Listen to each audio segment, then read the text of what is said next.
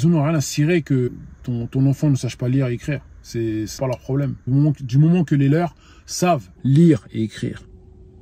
C'est vrai ou c'est faux?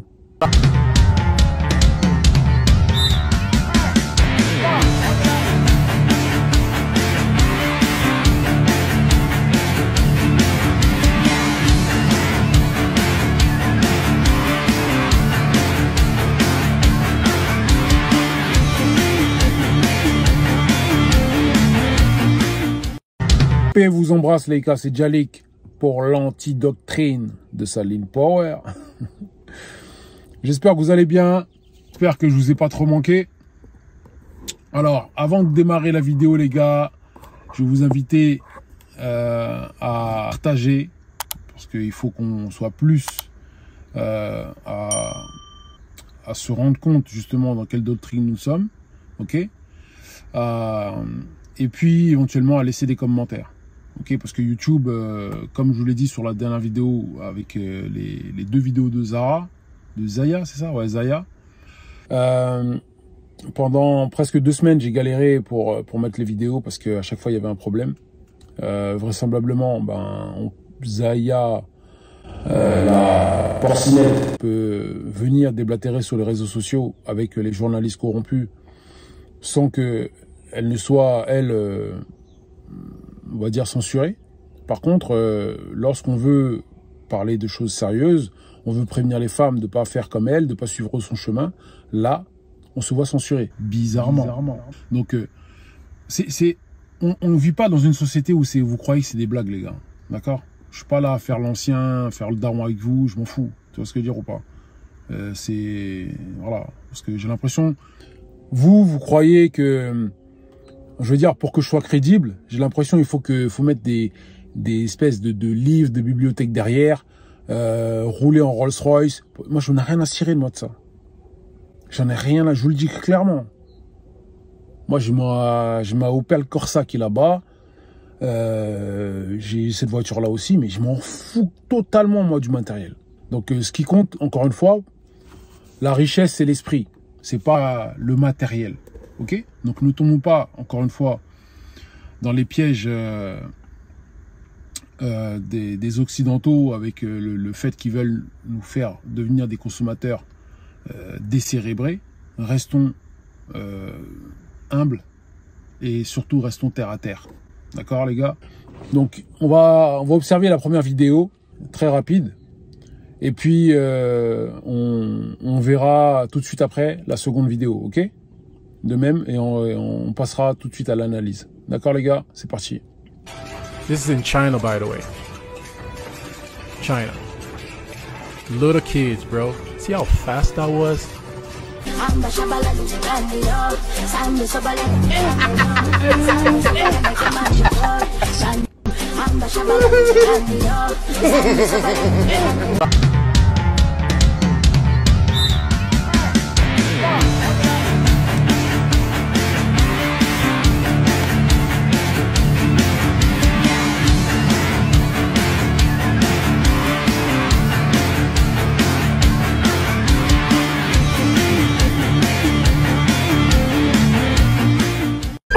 Une influenceuse africaine.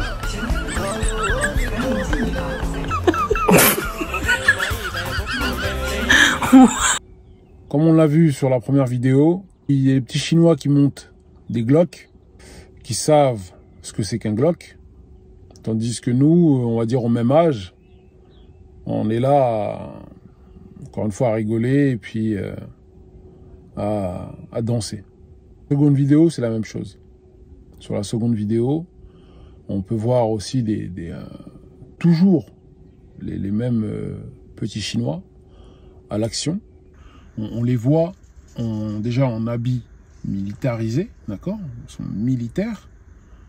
Et puis, on les voit faire des exercices de coordination dès le très jeune âge. Tandis que nous, qu'est-ce qu'on fait? On se contente seulement de plaisanter, de danser, de faire, encore une fois, de baigner dans une atmosphère de distraction. Voilà ce que nous sommes bons à faire. Moi, je pense qu'encore une fois, nous ne sommes pas bons qu'à ça. Ok, l'histoire nous l'a prouvé. Même très récemment, d'ailleurs, nous ne sommes pas bons qu'à ça. Encore une fois, je pense au génie Adbon Atangana, ok, le Camerounais qui est un très grand mathématicien. Et je pense aussi au génie Michael Chikumbutsu, qui malheureusement nous ne savons plus où ce monsieur est depuis janvier 2023. Il a disparu après que les Ricains l'aient emmené chez eux là-bas aux États-Unis, au State. Voilà dans quelle configuration nous sommes. Donc les gens qui font des vidéos comparatives à la Chine, entre la Chine et l'Afrique, bon déjà il faut savoir que la Chine c'est un pays, ok, à part entière, et la Chine n'a pas les mêmes minerais que possède l'Afrique. L'Afrique est un continent entier. Il y a beaucoup de minerais très rares que les peuples occidentaux ont besoin. Il y a beaucoup d'autres choses, hein, que ce soit des terres arables. Maintenant, il faut se rendre dans une certaine évidence où l'Africain, de manière générale, même s'il y a eu quelques guerriers, hein, c'est une poignée de guerriers, l'Africain n'est pas instruit au combat. Donc, est-ce que c'est un mal? Moi, je pense que oui, parce que la vie est un combat. Okay, mais vraisemblablement, il n'y a que nous qui avons du mal à le comprendre. Donc, on se cache derrière diverses excuses au lieu de prendre les choses et la réalité comme elle est. La vie est un combat, que vous le vouliez ou non, c'est comme ça. Un lion doit se battre contre des buffles pour pouvoir vivre. Et le buffle doit se battre contre le lion pour pouvoir vivre. La réalité est que nous courons constamment après des espèces d'esprits perdus. Et ça a vraiment tendance parfois à me troubler. Lorsque l'on prend d'autres peuples, parce qu'eux aussi ils ont leurs contraintes, hein, faut pas croire que les Chinois là-bas tout baigne, chez les Chinois tout baigne, c'est pas vrai. Ok, mais ils sont conscients qu'ils sont, on va dire, que la vie est un combat. C'est ça en fait. Ils sont conscients que la vie est un combat. Et tant que l'homme africain ne sera pas conscient que la vie est un combat, ben, vous pourrez faire tout ce que vous voudrez. Vous pourrez accuser la religion, vous pourrez accuser n'importe quoi, vous pourrez accuser les blancs, ceci, cela, de pas vouloir qu'on évolue. Ce sera la même chose. Les blancs, eux, ont compris que la vie c'était un combat. Donc eux, ils font ce qu'ils peuvent pour pouvoir nous maintenir la tête sous l'eau, parce que eux, ça les arrange. Ils n'ont rien à cirer que ton enfant ne sache pas lire et écrire. C'est pas leur problème. Du moment que les leurs savent lire et écrire. C'est vrai ou c'est faux? Moi, je veux dire, moi ces vidéos-là, très honnêtement, je les prends avec un certain recul. Aujourd'hui, grâce à Dieu, bon, j'ai quand même un certain recul là-dessus. Mais, vous savez, des fois, je me dis que je pourrais très bien aller là-bas, filer un coup de main. D'accord, c'est ce que je finirai par faire certainement. Mais pour le moment, j'ai pas le courage de le faire. Parce que je suis pas équipé pour. J'ai pas, on va dire, totalement acquis les connaissances pour. Je retarde quelque part mon échéance d'aller aider en Afrique les plus démunis. Et surtout d'aller tenter de faire évoluer certaines mentalités. Mais ça, c'est l'affaire de tous. C'est pas l'affaire juste de moi ou juste d'un gars comme ça qui fait la vidéo pour tenter de nous conscientiser. Avant que les Chinois arrivent là où ils sont, ils ont dû surmonter beaucoup de choses. Ça, c'est une chose que peu savent, mais je dirais, on va dire, les gens capables d'analyse vous le diront. Je peux vous garantir que si la Chine aurait eu ne serait-ce qu'un dixième du minerai que possède le continent africain, je peux vous garantir que ce ne serait pas développé comme il se développe là. Tout est une question de minerai, d'énergie. Donc s'ils auraient vu finalement que la Chine était